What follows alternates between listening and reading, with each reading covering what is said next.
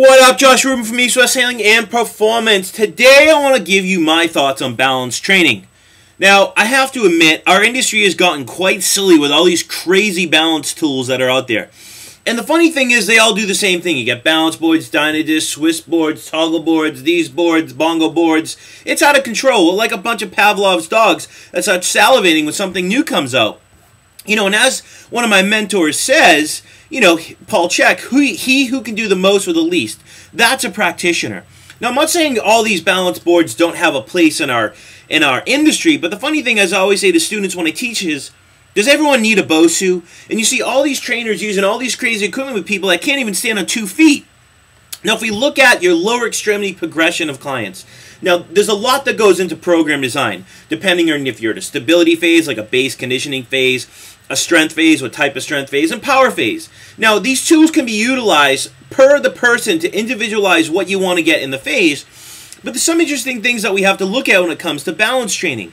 Not everyone needs these tools. Now, if you look at lower extremity progression, you should be able to stand on 2 feet to do something, then progress to staggered stance, then progress to 1 foot, then progress to 2 feet on balance or on an unstable surface. That's the progression that you should use. Now, I'm not saying you always have to start with 2 feet, but you have to look at the person, the skill, their neurological development, the exercise, what you're going after, what you're trying to replicate in regards to their biomotor abilities, their primal patterns, their work skill, their life skill, their sports skill. There's all these things you must look at, and if your client can't even stand on 2 feet or staggered stance and do let's say a cable press, why are you going to put them on a bosu? What's the correlation between what they have to do in real life and to that bosu? Because that's the goal of training, right? It's to really mimic what they do in real life or their sport to increase their overall stability, strength, and power.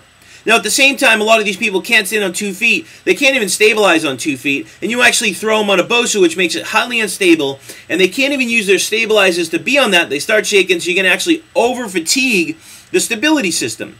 Now, one thing I see with all these balance things is you actually can overtrain the stability system and detrain the global system, like your bigger muscles, your movement muscles. So when you do get to the strength phase, you actually put this client at a higher risk for injury, and you down-regulate strength development, whatever type of strength you're going for. So that's a key thing, another key thing that you have to think about. Another really important thing that we need to think about when using balance training is this. Just because it's a surface that's kind of wobbly, it's not really off balance. It's you, or it's your instabilities that are actually replicated on the bosu. For instance, maybe I can actually stand on the bosu and do a one-legged squat, but how come you can't? It actually mimics our instabilities. So you have to look at that and say, well, you know, I work with a skateboard, I'm going to throw them on a bosu. Well, yes, it mimics skateboarding in a sense, but it's actually not that unstable, so it's actually not going to help them later on. So think about the progression when it comes to that. At the same time, when we really look at neurological input, when we talk about equipment that's off balance or balance training, like, you know, all these tools that people like to use, we have what's called writing reactions in the body. These are all neurological. It's based off your vestibular system. This is when you're walking. The basic definition is you're walking on a surface and the surface is stable under you, like walking on the ground, playing tennis on a tennis court, playing basketball on a basketball court. Those are writing reactions, okay? Or the body always trying to right itself to always be in this plane of motion. So if I have tight muscles on my shoulder, just, you know, let's say my head cocks like this on my cervical spine, my cranium wants to cock to the other side, sorry, this side, to right myself. So that's a righting reaction. A tilting reaction is more vestibular and cerebellar involved, more neurological, because we have more instabilities. This is actually the basic definition, is when you are moving over an unstable surface, like maybe playing tennis on a clay court, maybe playing rugby on a muddy field, maybe walking on ice or skateboarding, things like that. That's a tilting reaction. That's when we actually use that equipment a little bit more. But a tilting reaction is actually when, let's say I'm walking and I step off a curb, I don't see the curb, and I fall and I need to actually catch myself. You're actually pulling in that cerebellum, and that's going to be more of a tilting reaction. It's going to be a little bit of writing, but more tilting. It requires more input in a sense.